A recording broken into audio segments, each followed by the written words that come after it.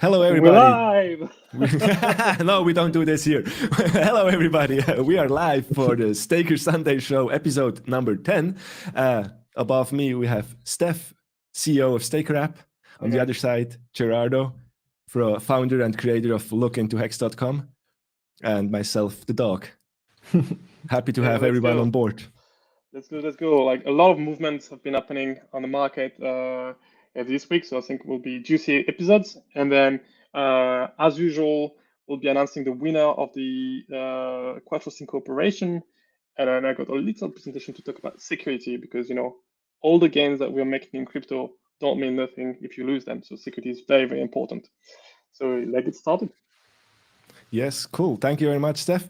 I think I'm just going to jump right into it with the short stats for the week, and then we will have Gerardo on the stream as well, which will show us a little bit more long-time term view of the ecosystem. So let's check quickly go.hex.com. On the current day, 783. We have currently a USDT price of the T share. Let me just zoom in a little bit. Yesterday we closed with $3,660. That's basically a discount in dollar terms for your T-shares. So better get them sooner than later because tomorrow they will be more expensive anyway. The payout per T-shares is going up nicely. I just came home for a nice weekend, so let me check 6.136 hex per T-share yesterday, which resulted in an APY of 39%. That's basically awesome. We have now, I would say, more than a week straight payouts over 6 hex per T-share. This is amazing. Sometimes you have a little dip in the payout, but just a small dip. So I think 6 is the new standard. If we're going to move on to hexinfo.io, we can see the hex data, the imported market stats. We are quickly comparing the hex price compared to the US dollar, compared to Bitcoin and Ethereum from the all-time low. So hex is still up compared to the US dollar, 3,360x. Compared to Bitcoin, we are up still 718x. I think this x number is going up. If I look at the Bitcoin price, what he's doing in the last couple of days, and compared to Ethereum, same here, over 190x up compared to the all-time low. So basically, Hex is just outperforming once again everything, even if we had a little correction, but we are doing pretty nice and well. Let me move over to haphex.win, where you also see some nice chart. For example, you can see that one hex is at the moment at a discount of 18 cents, and one T-share, what I just repeated, is $3,875. Let me also quickly have a look at the sacrifice phase of the Pulse X project. We have so far, it's so small, Pulse X sacrificed 2.1 billion hex tokens sacrificed. We will have a look in the end how much US dollar value this is just on the Ethereum change. I think this is the same like on pulselead.com, pulsex.lead, that you have just Ethereum numbers. Not pretty sure, but we can compare this later. So far, we have 9.434% staked of the total circulating supply. The Uniswap pools look kind of balanced. 43% in the Uniswap version 3 USDC pool with 52 million hex, and the same amount, 53 million hex in the version 2 USDC pool. Overall, today, at the moment, you have an APY of 38.58%, which is awesome. 11 billion US dollars are staked for the moment. Let me scroll down a little bit to the chart. I lost the price on the chart, so we just have a look on the T-share price here, which, wow, it still goes up. We have a little dip here now, a little correction. The all-time high of the T-shares was around 9. I think we barely crossed, we touched maybe $10,000, but then now at the moment, in dollars terms, you are at the discount. If we have a look on hex.vision, our site from Fireban, we have normally quickly a look at the stakes. We had here as well an all-time high of daily stakes flowing into the system. At the moment, we're going sideways today, 538 stakes. Congratulations to these users which are staking their hex. You're going to earn some trustless yield. As I already repeated, once again, 9.434% are staked. Current addresses holding hex, 415,627, which is going up. The number is going up compared to yesterday. Roughly, I would say 800 addresses more. Just good. It's good. It's going up. More wallets are holding hex. Gas fee situation, not so good, maybe 114 ways for the fastest or fast transaction. Pulse chain will hopefully solve this problem for the Hex users and all the other ERC20 users. Red wave incoming for the last 13 days. We really have to pay a lot of fees, so maybe just be patient, have a look. Sundays and Saturdays are still pretty good with around 100 GUI, but this can result in pretty high fees if you unstake a 2-year stake, for example. And if Pulsion takes, this forever 4 more weeks, the good thing is, the good thing, if we are to go there and the rest of the crypto market, well, there's going to be less people just wanting to pay, thousands or millions of bucks for NFTs on the Ethereum blockchain. So we might see the gas price going down, right? In the bear market, less people are paying gas fees to miners just because they want to. So. Yeah, that's a good point. That's a really good point. But also, unfortunately, a bear market doesn't save us from high fees. As it looks, the fee situation is pretty ridiculous. But yeah, let's move on to the nicer part. For the last 24 hours, we had a payout of 334,000 Hex tokens to all the stakers and the OA address. So congratulations, 0xT495, for a total amount of almost 70,000 Hex tokens paid to us. Thank you very much. I'm quite surprised. Maybe I should have checked the last 3 days, for example. Then we could see if the dip or the correction or whatever you want to call it had an impact on the penalties. Yeah, 4.238 million Hex tokens in penalties. So maybe also some people are end staking or emergency end staking their stakes just because price is going down. I do not suggest you to click this red button. Please don't click it. Wait until your stake is ended. Do you have a sense if, we've seen this week or the past few days an increase relative to the previous weeks in number of people on staking? Yeah, I was not. Was this a question? Sorry, Steph. Because that was just a question for you. If you don't know that. No, I don't have to answer at the moment because I was really not comparing it daily. But I just had a look overall, because if we have normally on good days we have 500,000 or 1 million, but normally or in the past you saw more emergency end stakes, in my opinion, because of price. People were maybe scared more, and now people learning their lessons. If you click this red button once, you know how much you will pay, and maybe you don't do it a second time. So maybe people will learn over time and we will see less. I don't know, this is just a thought. But overall, the last 3 days were pretty profitable. On top of your yield, you got some total penalties paid out to you. I want to. We can see actually that, right? It's right there on the chart, top left, staking penalties over time. So you exclude the massive one we had, I think. It's a little bit difficult to display, I guess, in 3 days. But if you would maybe quickly compare, let's say, the last 7 days. Yeah, the chart is a little bit difficult to read, because if you have this big unstakes, then it messes up the chart, in my opinion. So I cannot read this chart. Maybe Gerardo has, with his superpowers, the ability to see. But yeah, if you compare the last 3 days compared to the last 7 days, I would say it had an impact still, a price correction, because overall we have now 7.5 million over 7 days, and we had 4.5, I think, before, over 3 days. So the majority of end stakes happened in the last couple of days. Guys, don't press that red button if you don't have to. Be careful. Be careful. And the last stats is the Staker app stats, as usual. 76.2 thousand users, or stakers, I would say. I prefer to say stakers, because stakers are stronger than users. We have overall $11.4 billion staked. The average duration 6.13 years. Let me just compare this real quick to last. It's going up for sure. Last weekend, 1K more stakers. Nice. We have more stakers, higher average duration. That's just amazing. So let me just go back to this week's, and an estimated APY of 39.11%. So boom, here we go. We have also quite some action going on in the last 24 hours on the end stake front. Some people are transferring their tokens. Some new stakes are coming into the system.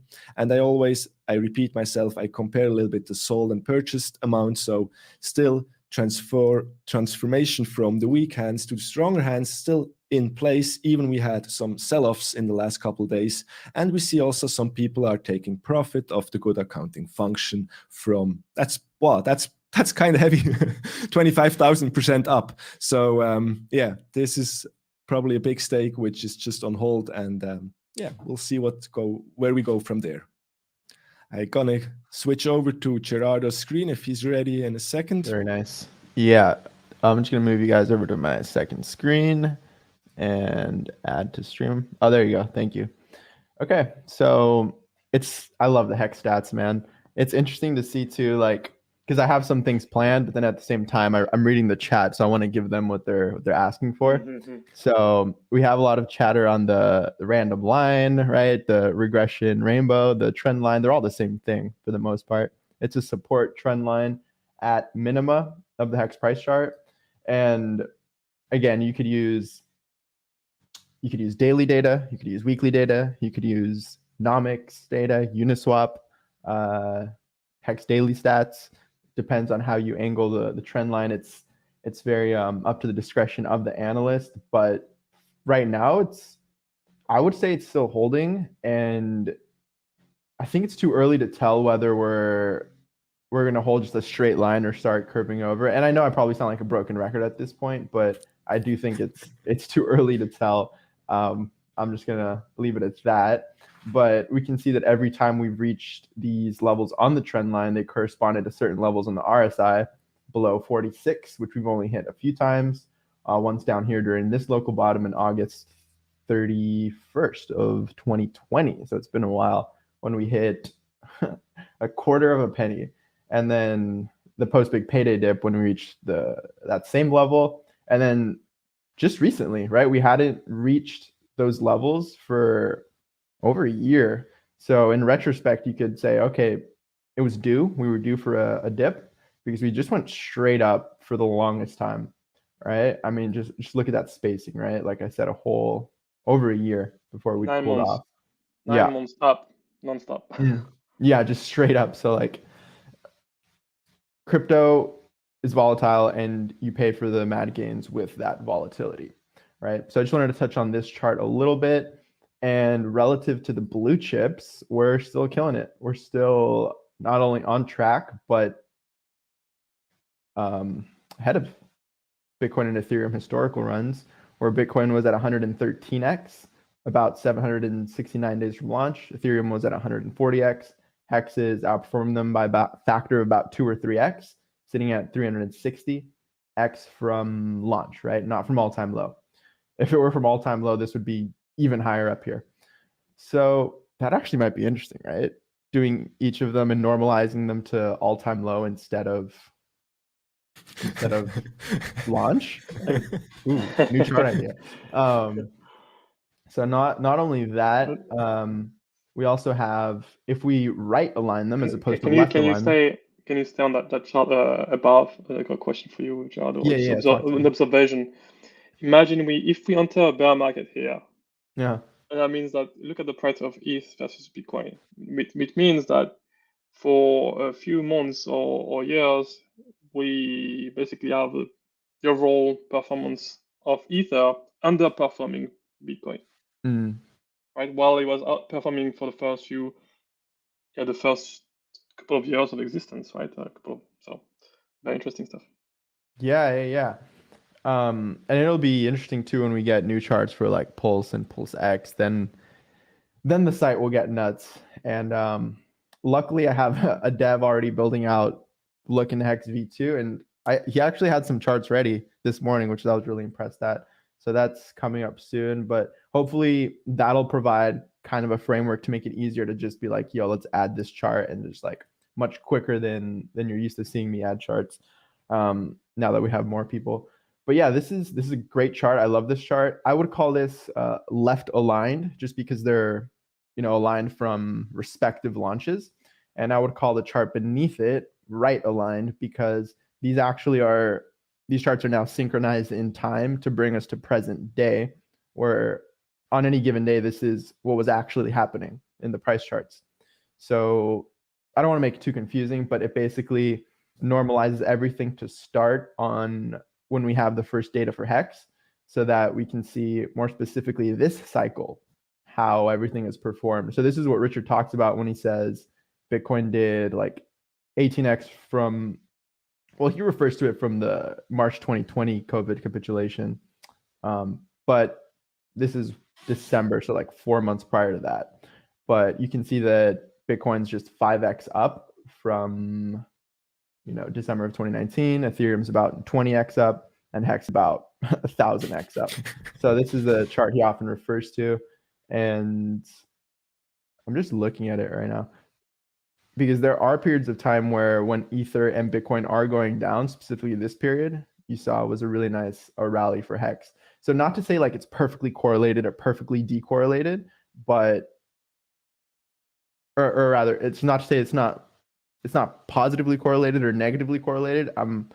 It's pretty decorrelated from what I've seen. Like there are little patches where they go up together, or one will go up and one will go down. So they'll do the opposite or the same thing, but it's never consistent from what I've seen. So it's tricky, but I think Hex, if anything, I think Hex does stand a good chance in a overall ETH Bitcoin bear market.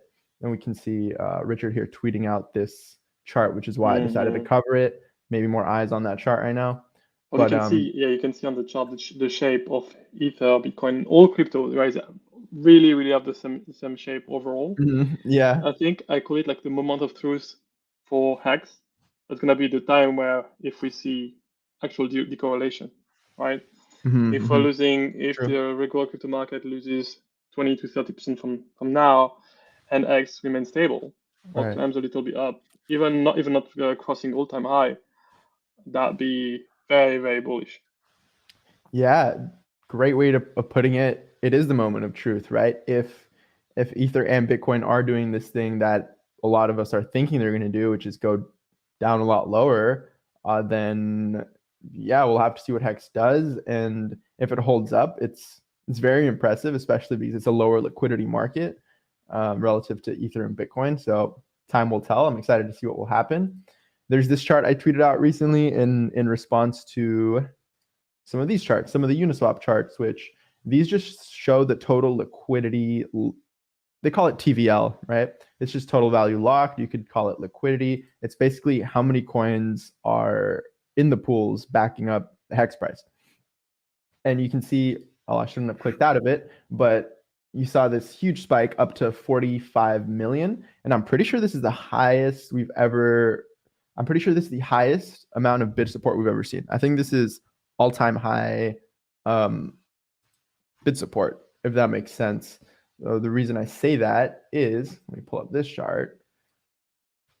I pulled this up just like once back in the day, a few episodes ago, but it pretty much looks at bid support and ask pressure directly from Uniswap V2 and V3 pools, and you can see that we did indeed have a bid support spike up to the $46 million region, and the ask pressure is sitting at about 26 million. So I like to see this because last time we had that sort of huge gap form, it was, interestingly enough, we had our pulse chain sacrifice phase. We saw a huge spike in bid support. And then from the time it took the sellers to catch up to the buyers was when we ran up to our 56 cents.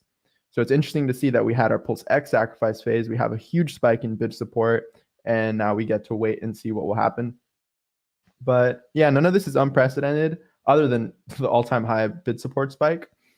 In terms of price action, none of this is unprecedented. And I think this one's really relevant, our maximum ROI chart, because it gives us an idea of how long we've had to wait before seeing new all-time highs. And the longest we've ever had to wait before seeing new all-time highs was, I did the math yesterday. I can't believe I forgot. I think it was like 160 days. Yeah, if I remember correctly. Back here from our May 2020 local top all the way until, I believe it was October of 2020. So a good 5 or 6 months, about 160 days. And I believe we're currently sitting at around 120 days since seeing an all-time high. So if we were to repeat history exactly, which we probably won't repeat it exactly, but if we were, that would mean we're not crossing all-time highs for another 40 days, right? And even if it takes even longer, then you could start arguing for something like lengthening cycles, I guess. But yeah, we'll have to see. But none of this is unprecedented. And just to finish off, I wanted to cover this. I think it's relevant because I don't know about you guys, but new stakers adoption is important. And I don't know about you guys, but I see the total stakers, current stakers start curving up a little bit. I don't know if you guys can see that down there, but it went up. Yeah, it's curved like up, went the flat. T-share payout going a little bit Right, up, and you right, can right. barely That- see it on the chart. little bit of concavity, right? It's Mhm. like it's starting to curve up, which I like to see. I'd love to see this just explode, but yeah, that's up to you guys. It's up to us to onboard and bring new people into the ecosystem with amazing products like Staker app, and hopefully LOOKINTOHEX.com becomes even better, a better tool for onboarding. But yeah, these are the charts I have for you guys. And this, you need to normalize it by, well, adjust it by the fact that the gas price is so prohibitive. So Right. there's more adoption while it's so expensive to get in, right? So imagine, Mhm. and you know, any kind of product, right? The time it takes us to get to the product, right? So the time to basically of your onboarding time is key for acquiring new users in any kind of product, any kind of services. But the most important thing is the price, right? If you have a burger that costs you you know $50 and takes you 3 hours to come, it's not the same thing that one that costs you $5 and give 2 minutes, right? I'm not going into quality, but generally time time to use the product and the price or the cost of it is pretty cool. So I can't wait for what's coming this year. Yeah, time to reduce that friction, that barrier to entry. But yeah, these are the charts I have for you guys. I think things look okay. I think things will be okay, you guys. I think it's pretty cool, and I like the charts of Gerardo, but maybe I can add a little something of the Uniswap, because I completely forgot this. Let me just see that I have the right screen real quick. Here we go, because maybe we can visualize this. There we go. Yeah, pull that up. So yeah, I think if I remember right, we had this monster wall down here around 5 cents, but in between here we had nothing until this added liquidity thing came in around 20 million. So basically now, if the price of Hex would come to this cliff, it would just had a free fall before, and now we have like a filled up liquidity in here. Correct me if I'm wrong, but I think this was the picture before. And if I understand it right, if price would come lower, it would basically just go directly to here, because we would not have liquidity in between before, right? Right, and now right. So the analogy here to like a centralized limit order book is the order book was basically empty there, right? It was so thin that it was empty, to where no one's gonna buy your coins there between 6 and 15 cents, so that if anyone dumped beneath that 15-cent level, it would probably wick to 6 pretty quickly. But it didn't, it was funny, because when price did hit that 15 cents, it just bounced. So, all right. Yeah, exactly. Yeah, but I think it's really interesting, and just wanted to add this real quick to your private tweet, which you showed. Yeah. So I also showed the Uniswap pools quite a lot, and we have now total locked value. Total value locked of $43 million in the USDC pool. That's like, okay. Yeah, as you said, chart is just up, and it's curving up again. So maybe there will be more. Cool. I think if you're ready, is that my turn? Whenever you're ready. To share some knowledge. So let me time for security. Prepare that very quickly. Let's do it. There we go. You see my screen? Yes. I fucked up. Okay, let's do the slideshow. Okay, so today we won't take too much time, because Richard might be live stream from 9 p.m. UTC, so in about 25 minutes. So I'm going to go to a quick presentation of security. Security is very important to us. It's very important in the space. And when you think about what you want to secure, and you're looking into 5, 10, or 15 years, you need to take that seriously, because if you lock in your funds into something with least amount of flexibility, sometimes there's some procedures or stuff that you do that you can basically revoke. So today we're going to talk about security, why it's important. It's very high level topics. I might just do another one going down more into the specifics and give an practical example of how to be more secure. So first of all, the reason why I'm talking about security is that we take that very seriously at Staker internally, in the way we design the product and the way we test it.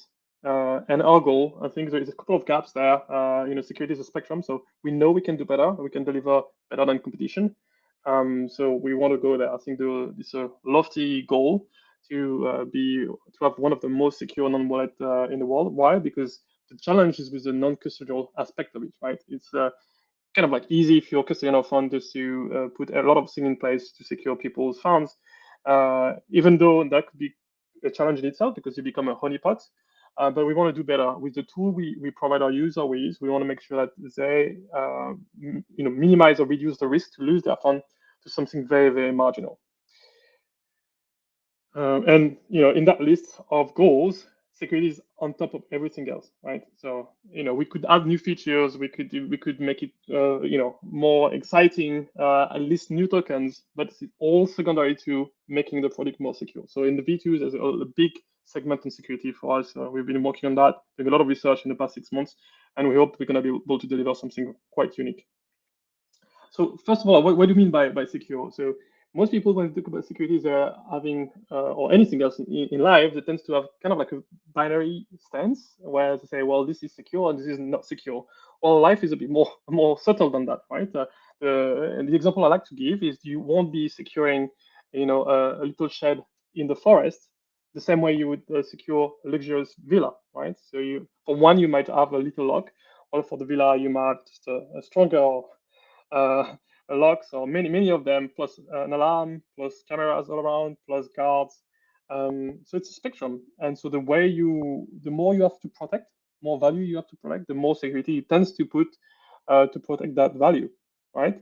And with that comes some side effect, which is it tends to be less convenient, or more like or a bit more friction. You have a bit more friction, right? Once you have a lot of gates, a lot of locks, some guards, you don't come and go as easy that if you didn't have all that security equipment. So it's kind of a trade-off you're willing to take. You're trading convenience for making sure that you're not losing value. So this is kind of like a trade-off that most people in their day-to-day life are taking, right? The way you secure your car, your house, your wallet, the way you share stuff with people around you, right? All of these things all fall under the umbrella of security. If you don't want to think about security, don't own anything, right? If you don't want to lose anything, it's easier when you don't have that much, right? So something to consider. Right now, we're all in it for the tech. So I suggest that everybody takes security more seriously. So avoids people to have a disagreement, to see the price of the assets going up, and that can have some very adverse consequences. Imagine you have a 10-year stake, and that stake and the value locked does 1,000x, 10,000x, 100,000x, but you lose it. Or someone, or maybe you are with your girlfriend. She has share the seed phrase with her, share the seed phrase, and now you're stressed. You're stressed because when should I emergence? Like you break up with her, you ended up in very bad terms. Who's gonna be emergent things like that, right? So luckily, that kind of events don't happen that much. But I just want to give that example, saying that life is always moving, and 5 years from now, 10 years from now, 15 years from now, you'll be in completely different place, maybe surrounded with different people. So you need to think about this thing ahead of time to prevent having too many negative surprises. The interesting thing with security is that crypto itself, this technology is backed by security at its core. It's called cryptographic security, which is a combination combination of a couple of like different techniques that have been around for actually more than a few decades, and also used on the day-to-day life to do a lot of things online, right? When you go on Amazon, or you take a Uber ride, or order some food online, or you access your mobile online banking, you're using encrypted services to make sure that nobody can jump in and see how much value or what kind of information you're exchanging with the servers you're trying to reach, right? So encryption is and hashing are very heavily used in most of the applications throughout the world. Encryption, the way you need to look at it, is more kind of a lock, right? A lock, or kind of like agreements you have with a third party. So you're creating lock on demand with the different services that you want to reach out to make sure that the communication between two entities can be done in a kind of like encrypted manner, right? Nobody can see what value, what information you're exchanging. Hashing is another key pillar of cryptography. It has to do with meshing a lot of like different set of information into one thing that is standardized. One good example of that is your public key, right? Your public address. Your public address on the crypto is a derivation of your seed phrase into something kind of unique, right? It's really hard to go. It's a one-way function because it's really hard to go back to infer back from your public address your seed phrase, right? The function itself is so convoluted, and there's a lot of looping that you can't recover. You can go back easily. So can I mention something real quick? Yeah, go ahead.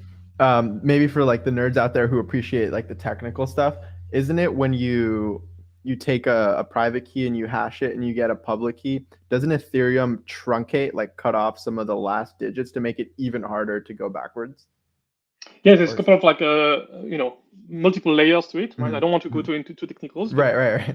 And I may have like just a discussion just based on that cryptographic security to deep into the details, so people that want to see under the hood what's happening.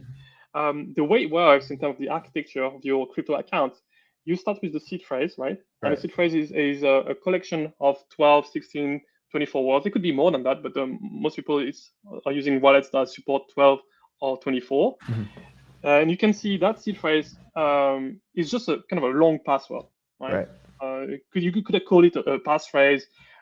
We tend now to try to call it a secret recovery phrase. It's a bit more lengthy, but to reiterate and put the emphasis on the fact that it's something secret they should not share with anyone. And that's the only thing that can help them recover their fund, right? Like seed is a bit more, it has to do with, it's more technical jargon that have been just used now in mainstream, but it's not useful to make feel the importance of these kind of 24 words. So the way it works, you take this like schematically, you take these 24 words, you apply a function that is just it's kind of like multiple hashing functions, that just scrambling everything down to a set basically of it's called an account that can derivate, where you can add multiple value to it, and under the same seed phrase or your account, you can have multiple pairs of private public keys, right? And your public address itself is a hash of your public key, right? So basically it's hashing all the way, kind of hashing all the way. So very fascinating things. I will go into more details with a bit of diagrams to make it easier for people to understand what's happening behind the under the hood. But at the top level is really, you start with the words, right? The human-friendly 24 words are what's like really securing everything down. Right.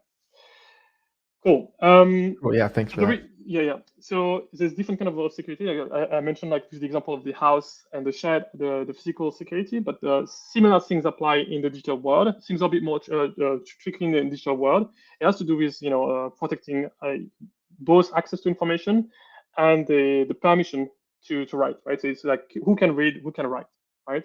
And typically on the blockchain, what happens is like most people can read everything that goes through the blockchain. Anyone can eventually, right? If you use front ends that let you see what's happening on the blockchain. But your seed phrase that I was just discussing earlier is the password that lets you write, right? It's the authentication key that lets you sign messages that are then validated by the entire network to say, hey, because I have these 24 words and I can sign in a specific way transaction, all the different nodes on the network will recognize with like cryptographic standard that's a valid signed transaction that can then be processed onto the network, right? So that's also happening in the security. It happens for the blockchain, but also in any kind of like online logging authentication methodology that you use online. You always have a, who's want to access some data. So your ID, your email address, and then your password, right? On the blockchain, the equivalent is like your email address is like the public key, and your password is your seed phrase. That's kind of a rough analogy, right? And then in the digital security realm, you have a spectrum, a different dimension to it, different layers, right? First, there's the human involved, right? If you're in the loop, and whether you have like a hardware wallet, physical hardware wallet, you note things down on paper, on engrave a metal, or you keep things in your head, right? You're the first point of weakness under your system, because you know where are things. It can be manipulated, influenced. So you're one of the big weaknesses in the entire chain, right? Some people often they say, hey, I think I got the most secure setup. Yeah. But what if you're the only one to know that and you die? The funds are lost, they're no longer secure. Or you have an accident, a memory loss, whatever it could be, right? So it's a spectrum, because there's different level of security, but also different dimension to it. And it all starts with human. So let's look at the time. Okay, we have like a few minutes left, so I'm gonna just accelerate a little bit. I'll go into more detail down the line. So for all these kind of levels, what we want to do with Secure V2 is try to get some sort of like full understanding of what's happening at all the levels and reducing risk across level. So it's just a little illustration there on the right side, where we're gonna gamify security in the application, something that nobody does on the market. That's why I think we'll be able to achieve our goal, our lofty goals, where we try to incentivize people to do the right thing, right? We're not gonna be prescriptive, but we're gonna give them tools and statistics to say, hey, based on the amount of volume that you're dealing with, the size of your assets, you might be increasing your security level, because people in your cohort that have same amount of wealth, this is the kind of setup they are, right? So we're not going to be prescriptive. We're going to give them tools so they can compare themselves. The same way financially they can compare themselves with the secure league system. For security, they'll be able to see, how secure they are compared to others. Just a couple of mocks for the V2. I'm not going to go too much into it because we are running out of time. But yeah, we'll be very, very blunt and upfront with all the stuff related to security. Something I haven't mentioned there, but we'll just be adding new features related to recovery and non-custodial recovery. So really excited to release this news and new features in the next few weeks. I'm gonna go ahead quickly and close my talk with reminding everybody that security is key for securing your wealth, right? If you Sorry about that. Yeah, if you don't secure your account, right, it's or your wealth, it's almost like saying you don't have wealth, right? Because it could go away or vanish suddenly. It's personal. Everybody has different, risk tolerance and willingness to trade off security for convenience.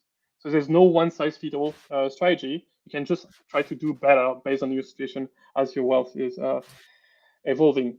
It's multidimensional. I mentioned it, right? Security could have flows or risk can happen at different in different layers. It could be yourself, it could be your fund, it could be your internet providers. At multiple levels, you could be losing something though. So the goal is just to try to reduce the risk levels across dimensions. And then, yeah, Staker V2 is coming in a few weeks. So very excited to showcase all the things that we have in stock and to make sure that you're using the most secure financial application in the world. Thank you very much, guys. Right on. Thanks Beautiful so much, presentation. Steph.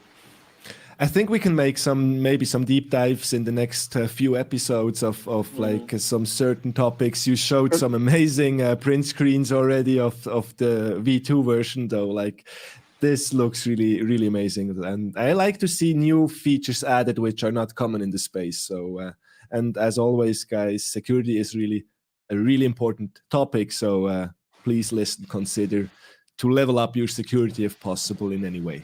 And if you're on Staker app, you will have one of the best security standards in the industry anyway already. So I'm gonna quickly present because I'm worried that Richard goes live. The winner for the week. I hope I did not mess that up, so I'll double check. But can you guys see my? Yes. There we go. Yeah. All right. Okay. Cool. So a quick reminder: every week we give away money and prizes for the people that delay the most gratification. So the requirements are for you to have a Staker app account with a smart wallet, and then from that smart wallet, be able to stake for the longest staking duration, which is 5,555 days. And if you do so, we rank order the different stakers there, and then they get the chance to win a prize. Recently, we reduced a bit down, I think, the prize pool because we look at the data and does that make sense for us as a business. But we will be adding a new exciting thing this week, which is a lucky draw. Some people have been trying to participate week after week, but they're not winning. So now you have one more chance to win. So instead of having 10 winners, we have 11 winners. And the lucky draw, we're going to be picking randomly two things. The amount you're going to be winning, it's randomly between 50 bucks to 500 bucks. Let me see. Yeah, that's the formula there. And then we'll be picking the position, right? So anyone beyond the 10 first winners will be from the eligible pool will be picked as part of this kind of lucky draw. So let's go ahead. Already, congratulations for the first 10 winners of the week. You see that nearly 1 million hex has been put away for 15 years. Amazing, guys. Amazing participation. I think you're doing yourself a favor. So let's pick the exciting new winner for the week. So that person will win a bit more than $300. So I'm just noting that down. And then this is position 12 in the pool. So okay, once I press enter, it will display the address of the winner, and that's it. We have our 11th winner that won $300. So congratulations to all the winners this week. Yeah, so glad to be able to share that with you. Congratulations to everybody. Thanks very much, Steph, for this weekly giveaways of the Staker app show. Normally, I'm going to tweet out the print screen. This time, I was not fast enough, but I'll share it with you. You can do it maybe later, or you send me a print screen of it, so that would be awesome. And in the next few days, 1 to 2 days, normally, you should see if you that you received your prize on your Staker wallet. Thanks very much for that. I think Richard is not live yet, but I think everybody's waiting for Richard like crazy. Already over 1,000 viewers are just waiting there. And we are also crashing it with over 200 viewers already. Normally we bounce in between 200, 280. So this is cool. Yeah. Thanks very much, everybody, for watching. I think we can, if you want to ask some questions, reply to some questions, Steph, maybe. We have like 4 questions logged there. So yes. Okay, quick one. Will there be a desktop version for the V2? Yes, there will be. The technology we're using to develop the app is called Flutter, and that allows us to write the code once and be able to deploy the application across different platforms. So that will be coming, maybe not at the launch of DV2, man, I think in the following weeks or very soon after. If we don't have a desktop version by June, you guys can just hate me on Twitter or whatever. No, hit the like. Yeah. We're getting comments that RH is live, but I just want to say that before we go, like, obviously looking at price charts is the fun thing, but things like this video on security are arguably the most important thing. So I would implore all you guys to go back, rewatch this if you're new to security and all that, because this is, again, if you don't have security, none of the rest matters. So go watch it back, and yeah, go watch Richard. I guess he's live right now. Yeah, and we will bring some more content about security. We'll deep dive into when we have a little bit more time. Steph has an amazing presentation. Hit the like button, share, and subscribe to all channels, Staker App channel, Gerardo's channel, and my channel if you like. Thanks so much for the support. Thank you, guys. All right, guys. Cheers. Have a Bye-bye. nice Sunday. Cheers. Bye-bye.